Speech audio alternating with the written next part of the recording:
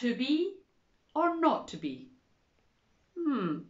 I think we all know that comes from a Shakespeare play. To be or not to be.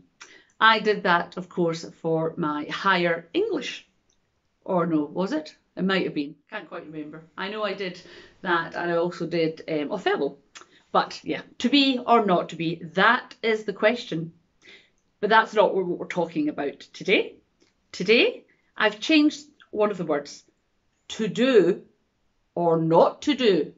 That is the question. And the reason I've picked that for our reflection today is simply because some people are a bit unsure about what to do, especially with the rules being relaxed around the country. Each of us make decisions practically every minute of the day.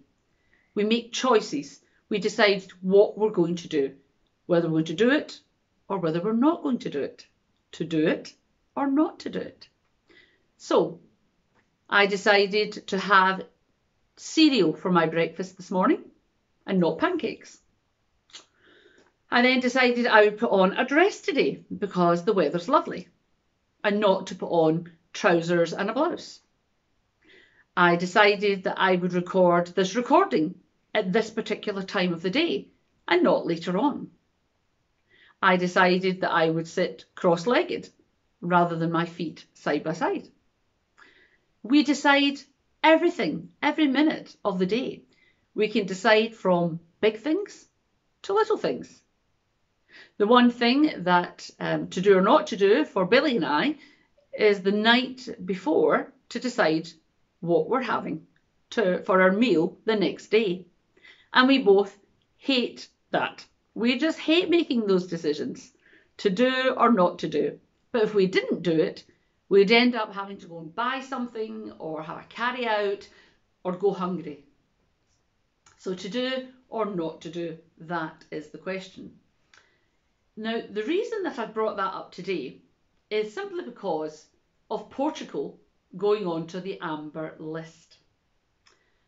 Now, let's be honest. You know, when you book a holiday anywhere, absolutely anywhere at the moment, even if it's on the green list, that it could quite quickly and easily be put onto the amber list. And I was getting a tad frustrated, I must admit, watching the news on television earlier on this week, when you heard people say there was one particular couple that had ruined their holiday because they had to go and get COVID tests and then try and book a flight to get back. But surely they must have known that before they went.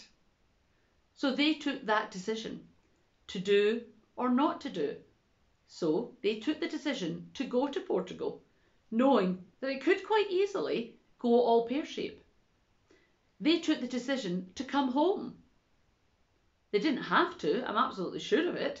I'm sure they could have spoken maybe to their work or their employers or whatever, but they made that decision. I don't understand why the media is making such a big issue about it. I really don't. Maybe it's just me. But Billy and I's decision this year to do or not to do is that we have decided that we will stay in Scotland and holiday in Scotland. We might go into England, but generally I think we're going to be staying in Scotland this year. And that is our choice to do that. And I also thought, well, I would rather keep, personally, my own money in this country when all of our businesses have been affected so badly this year. So why not spend it locally? Because I've spent lots of money abroad for so many years. So that's what we have decided to do. To do or not to do. Again, it's up to you what you do in life with many things. So for the last 2 weeks in the church, we have held a retiring offering. And the retiring offering was in aid of Strathmore Primary School, because at the school they are fundraising as much as they can, especially in these difficult times, just like we are, for Chromebooks, or for a person like me, a laptop. And the hope is that every child in the school will get a Chromebook. So for the last 2 weeks, we have asked people if they felt if they could contribute towards a Chromebook, then they could put money in the dish at the end of the service. Now, these Chromebooks are £270 each, and there's over 300 children in the school. You do the maths. Now, the council have, I believe, given a grant, which is great. The parent council of the school have done very well also in trying to raise funds. I believe the Rotary have helped in as well to the school. So this is us taking our turn to help. And as I said to everyone in church, it's up to you if you wish to do it. You know, I'm not standing there, you know, watching as they go past who's putting money in the plate and who's not. To do or not to do, to help the future generations. That's what this was about. And we had a significant amount of money raised, and we will cover that probably next week. But when we make decisions, before I go on to that one, to do or not to do, we are just about to restart our litter picking in the area because if I see one more mask lying on the ground, and I know people will maybe get to their pockets and they fall out, that happens. So our green team are going to be restarting our litter picking campaign, and we hope that when we announce it that a few people will join us on that venture. I know that the Rotary have been doing a bit as well, but we did this for many years, probably not in the last 3 years, but before that we did it for about 3-4 years, and it ended up it was just us doing it, and you know, we were making an impact but not a huge one, and then even our own people started to drop away. So we want to get this going again to help our environment, and especially to help Forfar as well. So when you choose what to do or not to do, sometimes it's an instant decision, isn't it? So for example, I'm just going to go make myself a cup of tea, or I'm going to buy that dress, or I'll just take my car through the car wash, it's filthy. Sometimes we don't plan ahead, we just make instant decisions. And sometimes that works out for the benefit, but sometimes it doesn't. And then other times, maybe bigger decisions like where we're going on holiday. Well, Billy and I would maybe sit down and look at the pros and cons of where we want to go on holiday.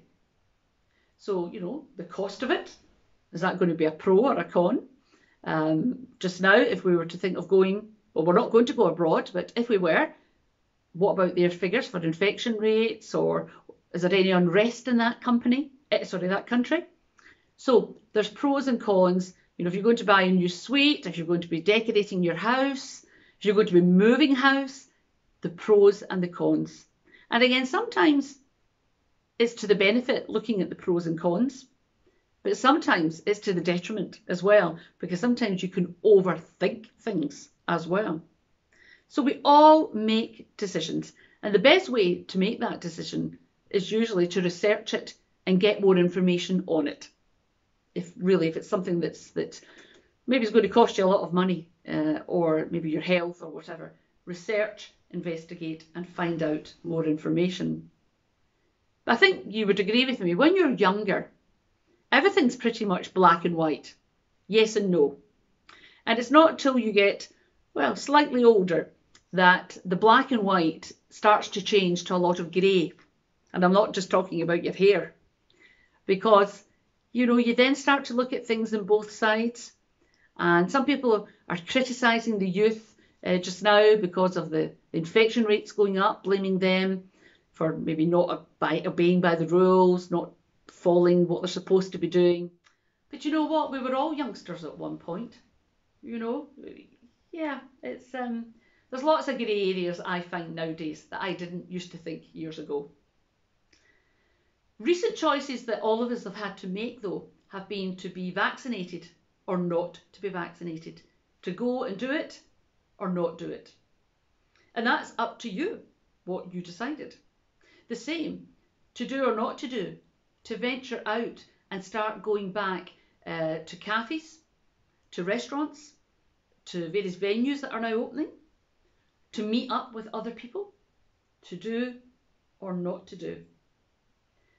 And then there is some people who are still a bit unsure of coming back into the church building to worship. So do they want to come, or do they feel there's something holding them back? But to do or not to do about coming back to worship in the church building. Last Sunday was a big event for us all. For those of you who were at church will know, to do or not to do, to sing or not to sing. So our church took the decision that we would sing, because we were allowed to, with our masks on last Sunday, and it was absolutely brilliant. People just loved doing it. However, before we could do that, I had to do a risk assessment. Now, you might be a better person than I am, but I really was struggling as to what risk assessment could I do for singing. Because let's be honest, we've done risk assessments for everything else that we do in the building. So this is just on top of it. And I thought, what risk assessment is there? So the only risk assessment that I could think was to inform people that we were going to be singing, and if they weren't happy with that, then they were, of course, free to leave. So that was my risk assessment for singing in the church. But everybody stayed, everybody loved it, and I hope and pray that that doesn't change anytime soon. We have to make the decision now to do or not to do, and really this one is to live with COVID. We know the numbers are rising at this particular time in our area. However, the hospital numbers are not rising exponentially, that they are remaining still pretty low. But we have to look at the pros and cons of going back out and living normally. And I think the pros for me are certainly winning hands down on this. But we have to make informed choices. We have to look at it. And if we do our best, then that's all we can hope to do and achieve, and to be able to live our normal lives in this world that now has COVID present. And probably forever will have. But back to our to be or not to be. To be or not to be a faithful Christian, a faithful witness, a faithful person in doing missional work that Jesus commanded us to do. And again, if you move that on to do or not to do, how do we do it? How do we put our faith life into action also? It's easier than you think. And we've been talking about it for over a year on this online service that we do, Online Reflections. So I wish you the very best of decision making about whether you're going to come back out into the world, whether you're going to meet friends, go to restaurants, whatever it may be. But always remember this. The church is there for you. The church building is there for you. It is a very safe environment for you touch nothing. It's clean to the nth degree. And now that we are singing with our masks on. So please consider what choices you make. And if you haven't been back to church, then come on, come and join us. God bless everyone.